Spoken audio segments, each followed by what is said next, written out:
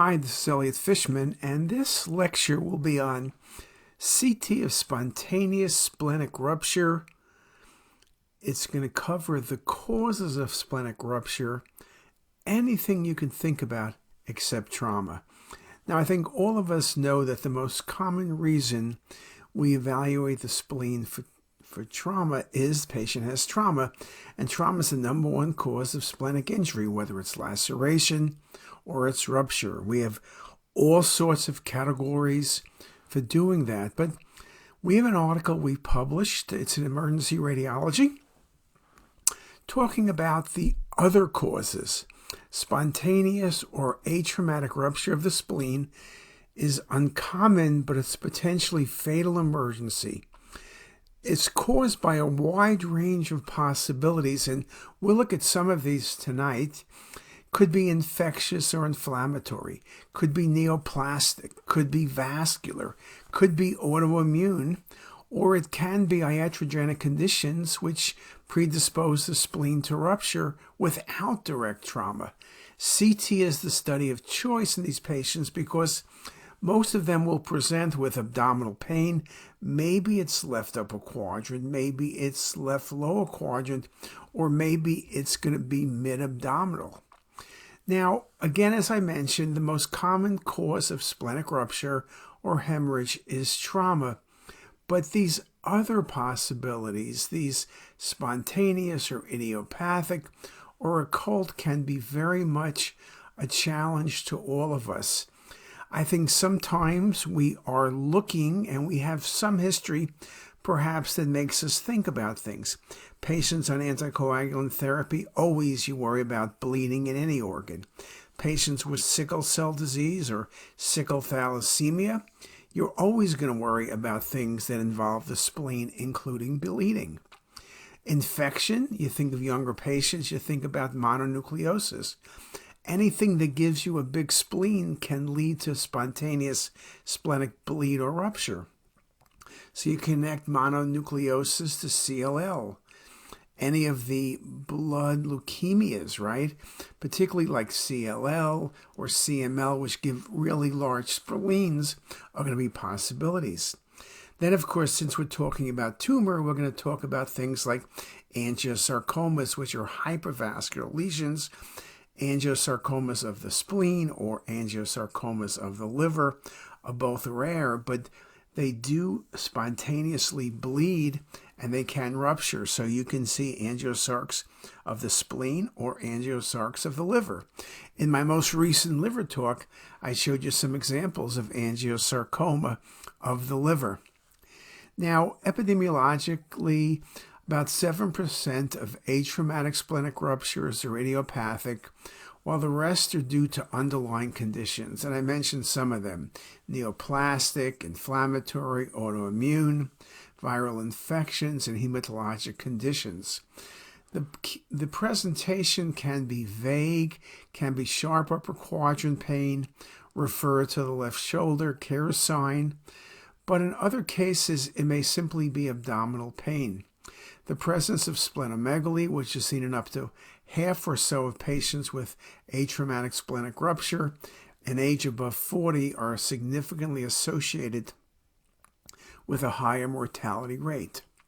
When you think about infectious etiologies, mono is always the one that comes to mind to me because mononucleosis commonly sees splenic infarcts. Splenic bleeding is also a complication. It's rarely seen considering how large the spleen can become, but it's something to think about. Epstein-Barr virus, cytomegalovirus, CMV, are also possibilities. Now, the incidence of splenic rupture in mononucleosis is still going to be well under 1%. So again, it's something to think about, but it's something that's rare. And with infections besides CMV, a lot of those unusual things, dengue fever, malaria, babacea, TB, brucellosis, salmonella, tularemia, are all listed as possibilities. But of course, we never see the disease except for TB and occasional brucellosis, and surely rarely see the splenic involvement. Here's a nice example of the patient having spontaneous splenic rupture. The fluid is kind of maintained a bit beneath the capsule, a very common appearance, and this was due to Epstein-Barr virus infection.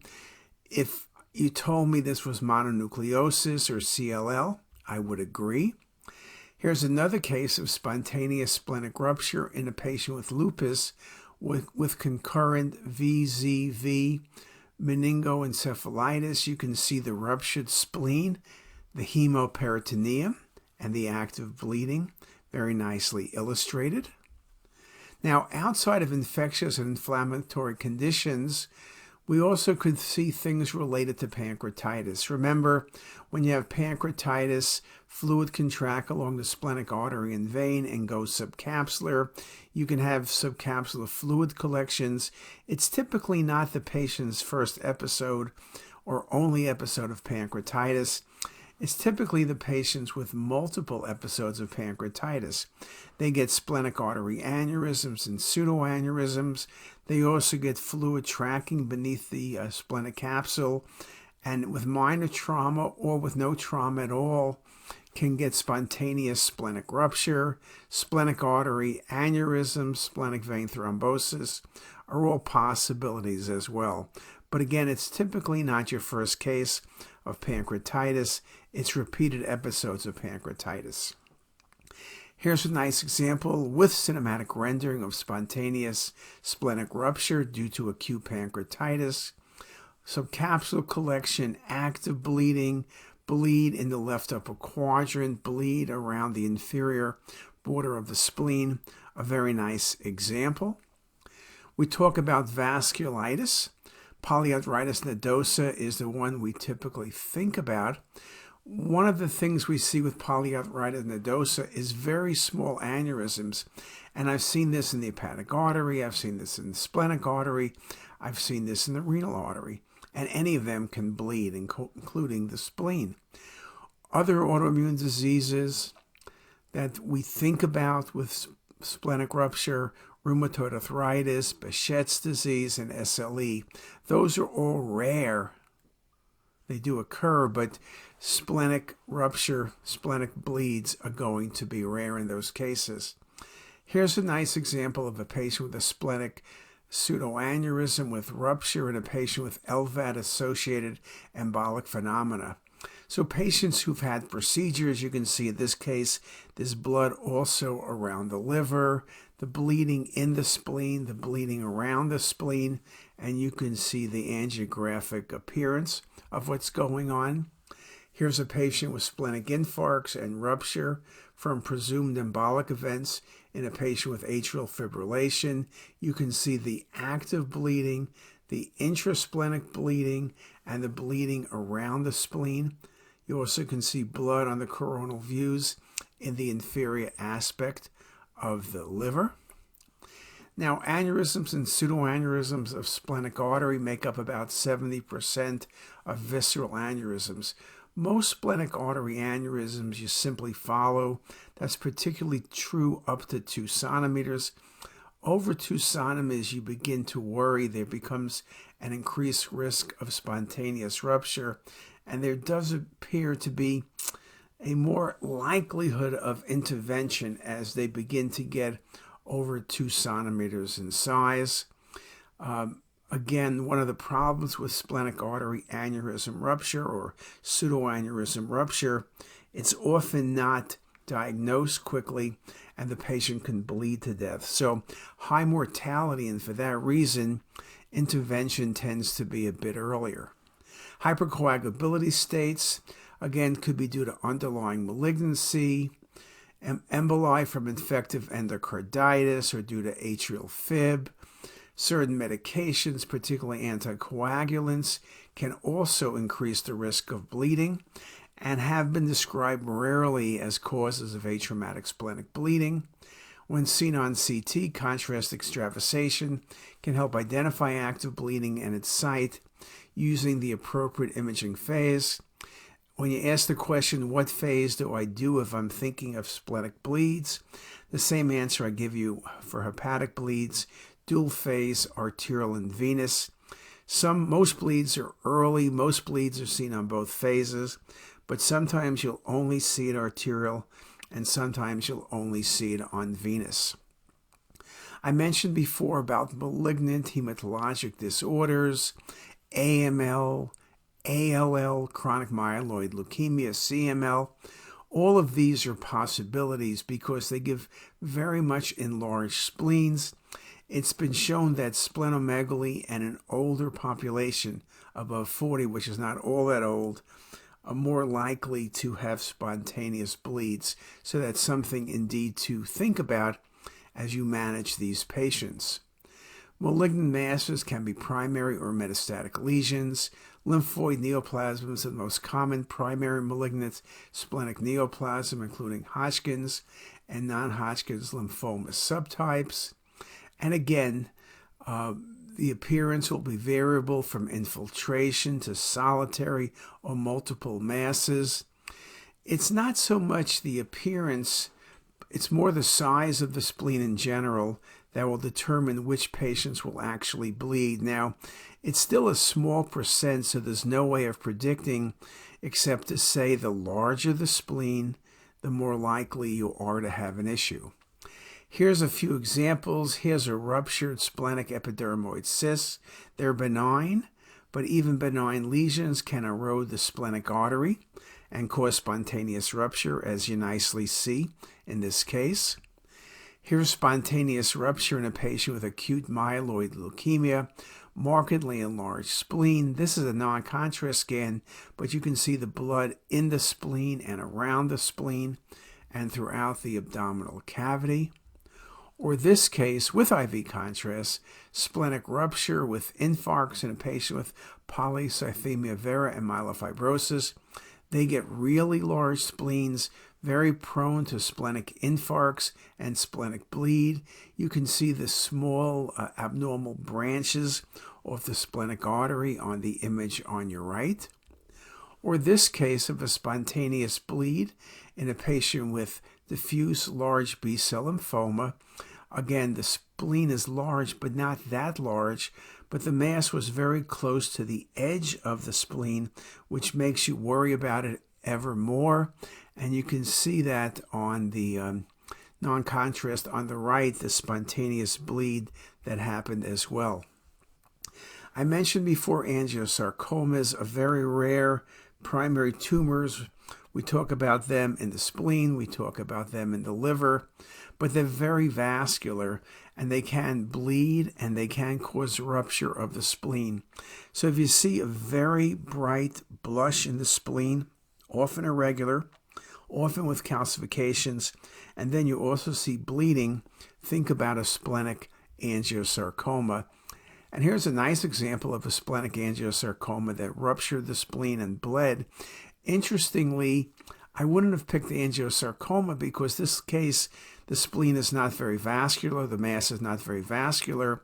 I would have thought about lymphoma or something like that, where there's a solid mass that may have bled and the spleen's not all that large. But this was an angiosarc. And again, the most common primaries that go to the spleen: melanoma, lung, breast, ovary. It's rare for metastatic disease to cause bleeding in the spleen. We see lots of cases of mets to the liver, mets to the spleen, and rarely in either case do you see spontaneous bleeding, but it can occur. Sometimes it is felt to be related to chemotherapy. Sometimes it's related to chemotherapy resulting in splenic artery aneurysms or pseudoaneurysms. Here's a patient with metastasis from a uterine leiomyosarcoma with spontaneous bleeding and a large subcapsular hematoma present around the spleen. You also see lung mets in this patient. Here's a patient with an infarct and then actual bleeding with rupture of the spleen in a patient with metastatic uterine sarcoma. The extensive tumor, the extensive bleed in and around the spleen, very nicely shown in this example. And here's a case of routine lung adenocarcinoma, multiple lung metastasis, multiple lesions in the spleen, but splenic rupture and active bleeding very nicely shown.